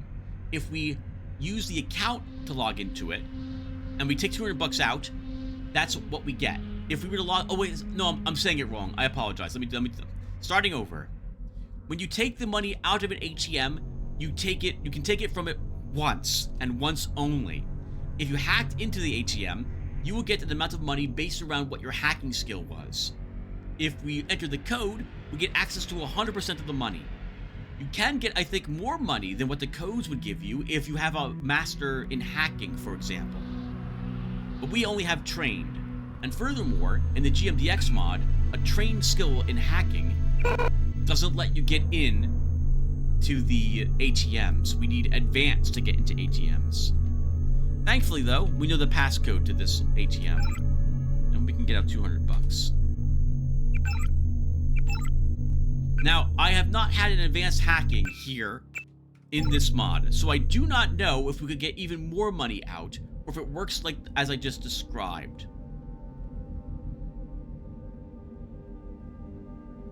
Let's search for all the loot, viewer. Oh, we have a medical crate out there.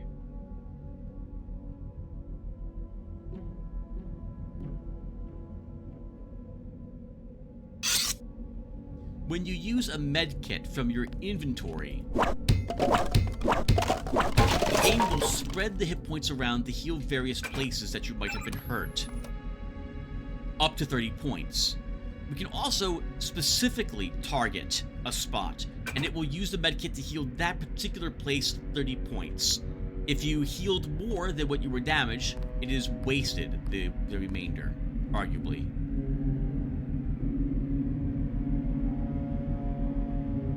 Way for us to sneak outside, not that we need to take it.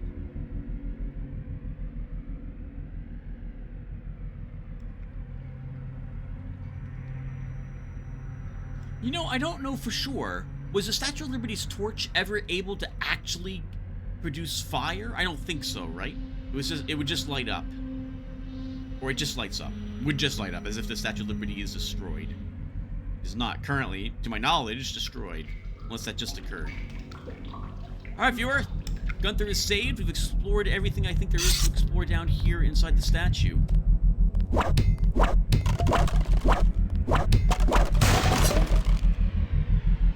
Get a lockpick from that crate.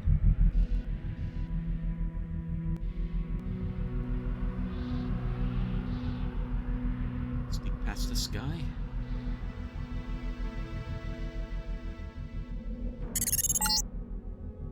Gunther has re-established contact. He says you helped him escape. Good work. No problem.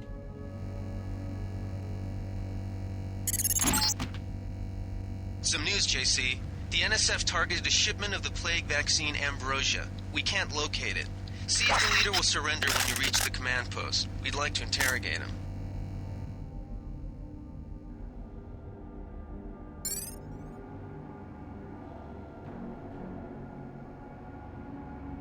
Let's get out of here. I'm standing my ground. They sprung Herman. We don't stand a chance against a mech. This is it, Private. We knew it might come to this. What good are we to the NSF if we end up dead? If UNATCO breach the perimeter, then it's already too late. Get ready to fight. And they're resolved. The one guy's probably accurate. It's too late. They're gonna be killed. At least, hopefully they take on someone with them, they're thinking. Uh-oh. Take him out.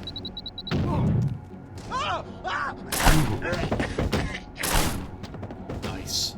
In this mod, from what I can tell, if someone is already suffering from a gas grenade, and you hit him with a tranquilizer dart, it's an instant knockout.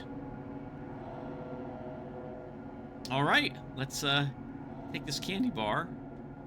Take the cigs, just so I can read about them. Because we're about to end the episode, viewer. We're right at where the leader's located. I'm going to search what's out here, and then we go upstairs and interrogate him, and then we'll end the session. The gas from gas grenades, by the way, scatters over time. It stays in an area, and then it spreads out slowly before it fades away.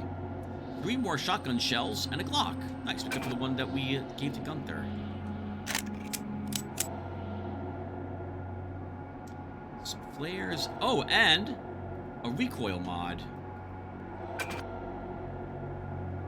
A stock cushioned with polycellular shock-absorbing material will significantly reduce perceived recoil. Shotgun or our sniper are good for this. What's the recoil on the shotgun? 1.23.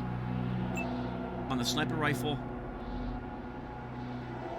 it is 1.17, so less on the shotgun, on the sniper rifle currently. Let's reduce the shotgun's recoil a bit.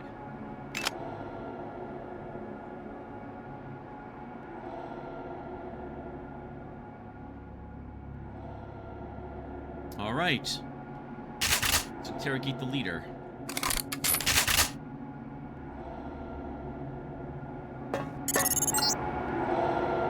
Easy. We want you to take this one alive and conscious. Find out what you can about the shipment, then turn him over to one of the troopers. Don't shoot. I surrender. So you think you know better than FEMA what to do with this month's ambrosia shipment? You're too late. It's on its way back to the people, and you can't do a damn thing about it. I absolutely love the first response, and the very first time I played this game I selected it. But you end up in combat with them immediately afterwards, and he's got a shotgun, and one shotgun to your face kills you. We're also here to interrogate him and not antagonize him. Let's go ahead and select the second option. Tell me about the shipment, and I'll order the troops to pick you up as a prisoner instead of a corpse. Ask away. We already won this round. Where are you taking it? We're just giving ordinary people the same chance to survive as the bureaucrats in Washington. You'll have to unload in New York because the choppers would spot you at sea. I think the government made the plague on purpose to get rid of the population growth. Wow. Wow. Well done. I will pass on your orders to the troopers. Report back to base on the west side of the island. Mission complete. Just answer the question. Don't believe me? It's all in the numbers. For 100 years, there's been a conspiracy of plutocrats against ordinary people. You have a single fact to back that up? Number 1. In 1945, corporations paid 50% of federal taxes. Now they pay about 5%. Number 2. In 1900, 90% of Americans were self-employed. Now it's about 2%. So? It's called consolidation. Strengthen governments and corporations, weaken individuals. With taxes, this can be done imperceptibly over time. The chief finally let us loose. We were right behind you and cut through them like a hot knife through butter. I guarantee you that the interrogation staff at UNATCO will not be as forbearing as I am. Yeah, the secret police. You're just bullies for a completely illegitimate government in Washington. We will locate that shipment one way or another. The entire executive branch is handpicked. 19 of the last 23 U.S. presidents have been members of the Trilateral Commission. The Trilateral Commission is financed by the Rockefellers and the Rothschilds. Don't tell me. That's a think tank. Anyone can become a member. But not everyone does. That's why they call it the secret government. I'll take it from here. All right, very good, UNATCO troop. All right, guys, we're going to grab that augmentation canister, this 40, the flares I saw on the ground, and then that is it for us. Thank you guys for watching. I'm going to read about all the things we have in our inventory. If you don't care about the descriptions of these things and so on, thank you for watching what you did, and maybe I will see you in the next one. Otherwise, hang around. I'm going to put a small cut here, and then I will do some reading. Give me 1 second.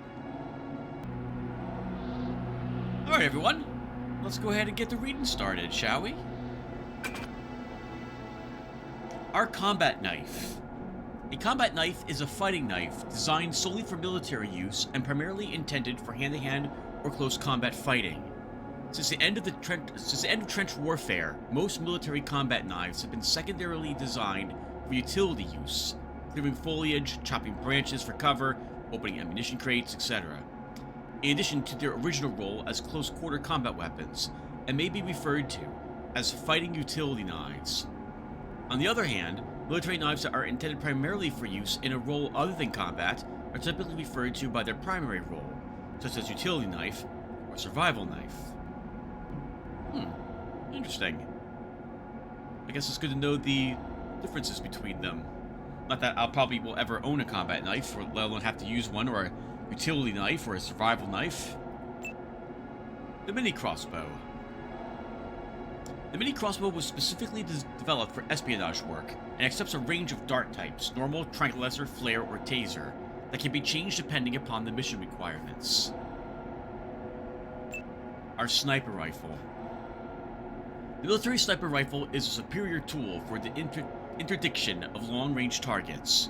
When coupled with the proven 30-06 round, a marksman can achieve tight groupings at better than 1 minute of angle, depending on environmental conditions. Riot Prod. The prod has been extensively used by security forces who wish to keep what remains of the crumbling peace and have found the prod to be a valuable tool. Its short-range, tantalizing effect is most effective when applied to the torso or when the subject is taken by surprise. Wine. Look at all the info about wine. We're about to learn the history of this. Wine is an alcoholic beverage made from fermented grapes or other fruits. The natural chemical balance of grapes lets them ferment without the addition of sugars, acids, enzymes, water, or other nutrients. Yeast consumes the sugars in the grapes and converts them into alcohol and carbon dioxide. Different varieties of grapes and strains of yeast produce different types of wine. The well-known variations result from the very complex interactions between the biochemical development of the fruit, reactions involved in the fermentation, and human intervention in the overall process. The final product may contain tens of thousands of chemical compounds in amounts varying from a few percent to a few parts per billion. Sawed-off shotgun. The sawed-off pump-action shotgun features a truncated barrel, resulting in a wide spread at close range, although extensive modification can reduce spread even at great ranges. The sawed-off accepts a wide variety of shell types. Cigarettes. Coughing nails. When you just got to have a cigarette. We'll never ever use them ever. Soy food. Fine print. Seasoned with nanoscale mechanical chemical generators, this TSP, textured soy protein, not only tastes good, but also self-heats when its package is opened. Delicious. A 40. Cold Sweat 40-ounce malt liquor. Never let them see a cold sweat. I have no intention of drinking any more alcohol, although it does heal us 2 hit points, so arguably there's a reason for it. I'm just gonna leave them all here. PS-20. The PS-20 is a disposable plasma-based weapon developed by an unknown security organization as a next-generation stealth pistol. Unfortunately, the necessity of maintaining a small physical profile restricts the weapon to a single shot, yet it is extremely powerful. That is, 24 damage. This is 2 or 3 times? Over 2 times the damage of our normal pistol, I believe, which we're about to find out. Actually, let's read about that now. Yeah, twice as, not twice as strong, almost twice as strong as our pistol. The Glock 49. In caliber 10mm is the most widely used law enforcement pistol worldwide because of its unsurpassed reliability, sleek design, and its low weight. It is trusted by law enforcement officers in their daily duties throughout the world. It is safe, easy, and quick to use through the revolutionary Super Safe Action trigger system. Glock 49, designed for professionals. Augmentation canister teams with nanoscale mechanical carbon raw modules suspended in a carrier serum. When injected into a compatible host subject, these modules augment an individual with extra sapient abilities. However, proper programming of augmentations must be conducted by a medical robot, otherwise terminal damage may occur. For more information, please see Face of the New Man by Kelly Chance. This one can add microfibril muscle and combat speed. We'll talk more about that when we actually get the upgrades, which will happen in the next episode. A lightweight attack munitions, otherwise known as a grenade of sorts. A multifunctional explosive with electronic priming system that can either be thrown or attached to any surface with its polyadhesive backing and used as a proximity mine. UNATCO Ops File note: disarming a proximity device should only be attempted with the proper demolitions training. Trust me on this. Sam Carter. Ballistic armor is manufactured from electrically sensitive polymer sheets that intrinsically react to the violent impact of a bullet or explosion by stiffening in response and absorbing the majority of the damage. With use, these polymer sheets lose their reflexive properties and should be discarded.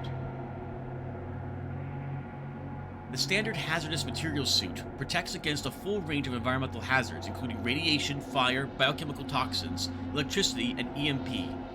Hazmat suits contain an integrated bacterial oxygen scrubber that degrades with use and thus should not be reused. Tech goggles are used by many special ops forces throughout the world under a number of different brand names, but they all provide some form of portable light amplification in a disposable package. A can of carbonated soda. In the late 18th century, scientists made important progress in replicating naturally carbonated mineral waters. In 1767, Englishman Joseph Priestley first discovered a method of infusing water with carbon dioxide to make carbonated water when he suspended a bowl of distilled water above a beer vat at a local brewery in Leeds, England. His invention of carbonated water, also known as soda water, is the major and defining component of most soft drinks, and what Tim likes the most about them. I like the fizziness. This can is blank except there is the phrase, "Product placement here." It's unclear whether this is a name or an invitation. Well, we'll pick it for 2 hit points sealed. Pepper gun. It can be upgraded with a clip and reload. Interesting. The pepper gun will accept a number of commercially available riot control agents in cartridge form and disperse them as a fine aerosol mist that can cause blindness or blistering at short range. Antagon pepper spray will incapacitate your attacker in under 2 seconds. Antagon. Better blind than dead. Note, keep away from children under the age of 5. Contents under pressure. I guess we'll still hold on to it. Maybe it'll come in useful. Nah. Nah, I'm never gonna use it. We'll just drop it. Candy bar. Chocolate dream. It's chocolate. It's people. It's both. 85% recycled material. That's quite the advertisement for a chocolate bar. A lockpick. A disposable lockpick, not made of people. The tension wrench is steel, but appropriate needles are formed from fast congealing polymers. Oh, nice. So it kind of adjusts itself to whatever we put it in. Here's what they don't tell you. Despite the product literature, you can use a standard lockpick to bypass all but the most high-class nanolocks. A first aid kit. The nanomachines of an augmented agent will automatically metabolize the contents of a medkit to efficiently heal damaged areas. An agent with medical training could greatly expedite this process, as well as nullify toxic poisoning. From Jamie Reyes. Used to heal critical body parts, or use on character screen to direct healing at a certain body part. A flare, sometimes called a fuse, is a type of pyrotechnic that produces a brilliant light or intense heat without an explosion. Flares are used for signaling, illumination, or defensive countermeasures in civilian or military applications. Bioelectric cells provide efficient storage of energy in a form that can be utilized by a number of different devices. Looks like a small, I guess it's like a pill we ingest in our case. Actually, it's probably a bit bigger than that, right? It's probably about the size of a $50. Maybe we break it up. Augmented agents have been equipped with an interface that allows them to transparently absorb energy from bioelectric cells. Okay, so we don't ingest it. We somehow are just able to, I guess there's a port on it someplace, we put it in, and it just takes it. Well, it says transparently absorb. So I guess we just kind of osmosis it into us. And the multi-tool is a disposable electronics tool. By using electromagnetic resonance detection and frequency modulation to dynamically alter the flow of current through a circuit, skilled agents can use the multi-tool to manipulate code locks, cameras, autogun turrets, alarms, and other security systems. Nice. Let's go ahead and read about the ammo that we possess as well. Oh, we have a lot of this. Why don't we read about this stuff in the next episode, shall we? At the end of the next episode, we'll read about the ammo types we have. Alright, well then, viewer, that will do for us. Thank you guys again for watching, and I will see you maybe in the next one. Take care, everyone.